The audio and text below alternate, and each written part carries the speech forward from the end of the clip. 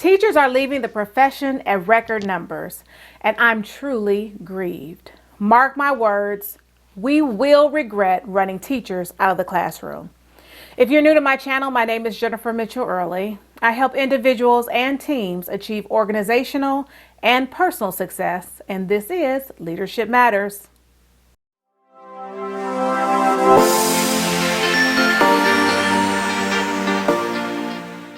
Today, we're talking about the consequences of having qualified, passionate teachers running from the classroom as opposed to running to the classroom. I have communicated with many transitioning teachers that are either in the process of leaving elementary or secondary education or who have already left. If you've been following my channel for any length of time, then you know that my mother is a 36-year veteran educator who was also my 6th grade teacher. I have talked about what an exceptional educator my mother was and how, to this day, she is still beloved in our community, the community where she taught for the majority of her 36 years in public education.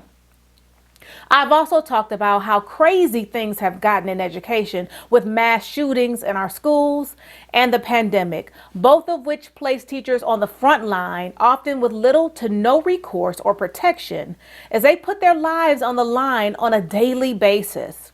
Sadly, many teachers have lost their lives, be it from COVID or gun violence, as a direct result of being in the classroom.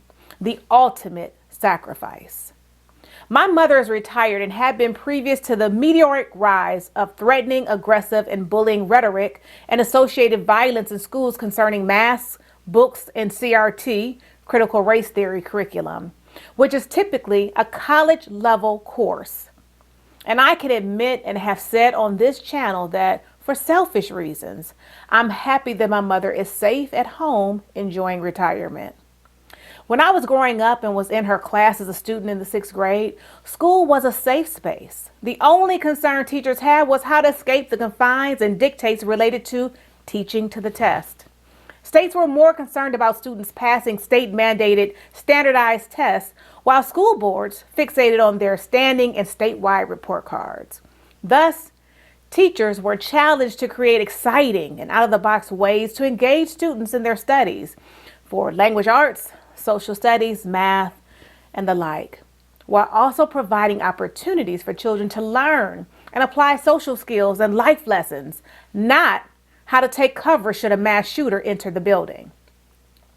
My middle school building was built in the 70s and was an open classroom concept with 3 to 4 classrooms existing out in the open, separated by chalkboards, bookcases, and the like.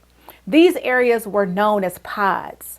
Fast forward to today, that building would have been a death trap because there were no doors, with the exception of special ed classes, to close and lock. No place for children or teachers to take cover. In fact, we all took refuge in the bathroom for tornado drills. I think it's safe to say that schools are no longer a safe space. For this reason and the ones previously noted, I'm happy that my mother's retired and my daughter has graduated from high school, not that college campuses are any safer. Nevertheless, I can't help but to mourn the loss of dedicated educators and lament the detrimental impact of their absence on our school system. So many people attribute their success in life to a teacher.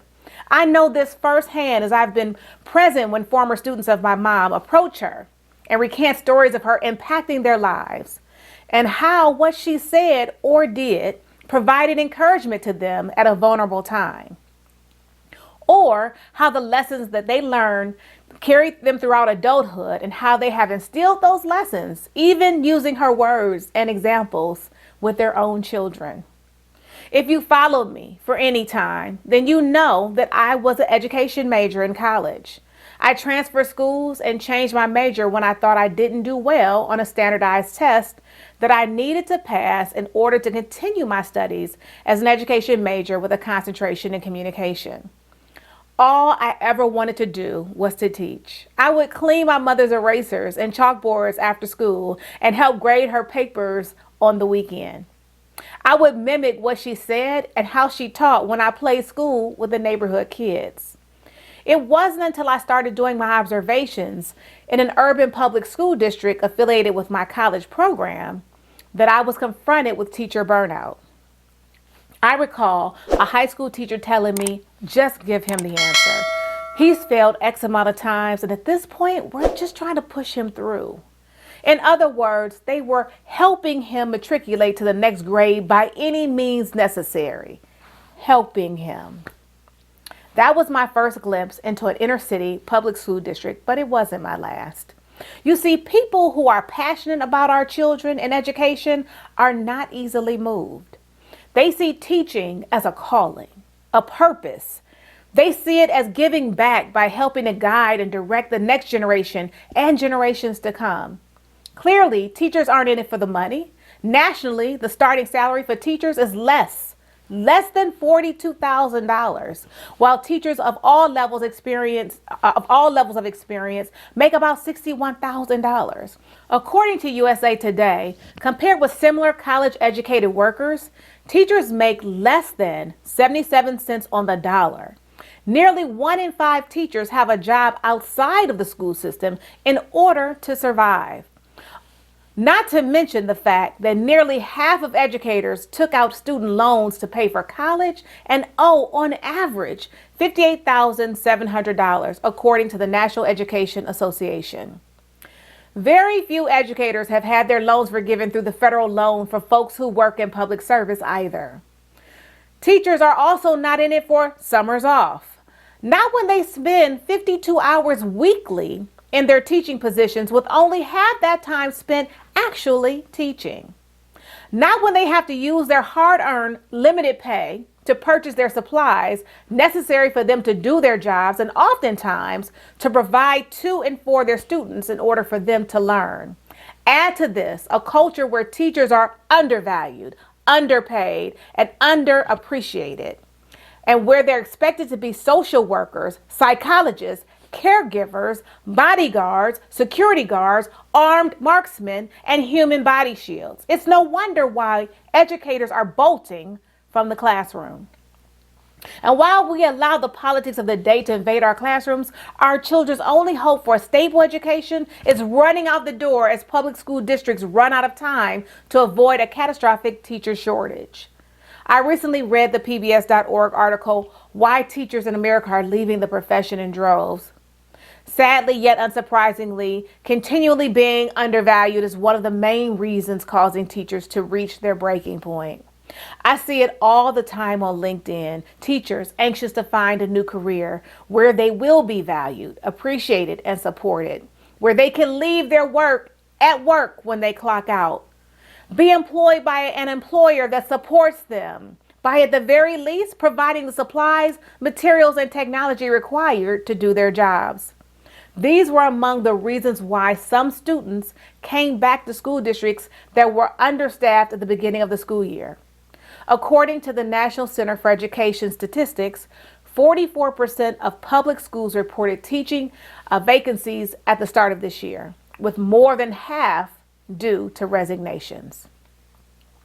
The article explores the sentiments of 2 standout teachers, Lee Allen, who taught math, coached wrestling, and was Teacher of the Year in Georgia's largest school district, and Korsha Hassan, who taught elementary school and was the first Somali American to be named Minnesota Teacher of the Year.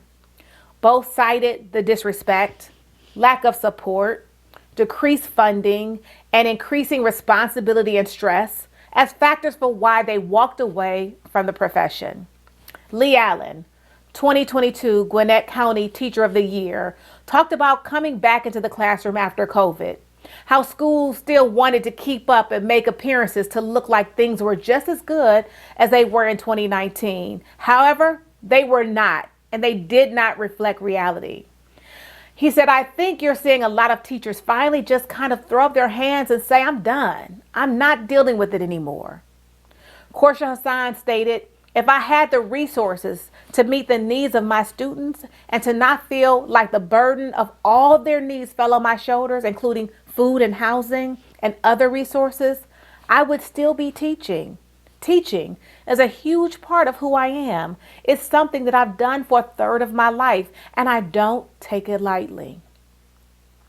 So what's the repercussions of our current state of affairs? A shrinking pipeline of students going to college and studying to become teachers, students changing majors and not finishing teacher preparation programs, or getting their education degrees and deciding against going into the field. And for many of the teachers that are staying, especially those in a bad situation or just trying to hang on until they can get to retirement, it may be safe to assume that they might not be as dedicated and therefore might not be as effective. Consequently, we're losing the highest part of our talent pool. Unfortunately, our children, grandchildren, are the ones that will pay the price, and that should give us all pause.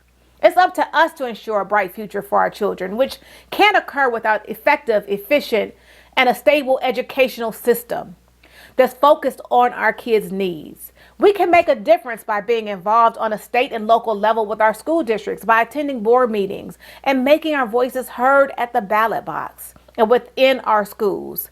It's high time that the state boards of education examine needed changes, such as state assessments, teacher workload, and flexibility in order to maintain and attract teachers.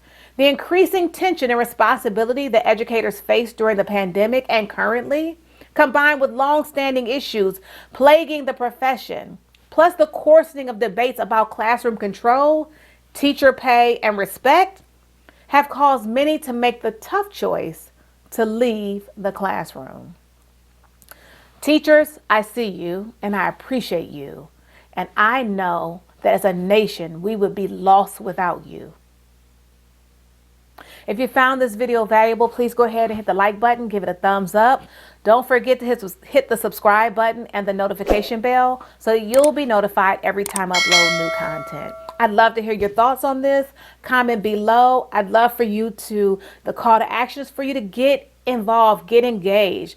As a former elected official on the local level, as a council person, I can't tell you how many times I was looking for my residents to come to meetings to make their voices heard. And I've also been to school board meetings as a parent and elected official. And there's only been a handful of people there.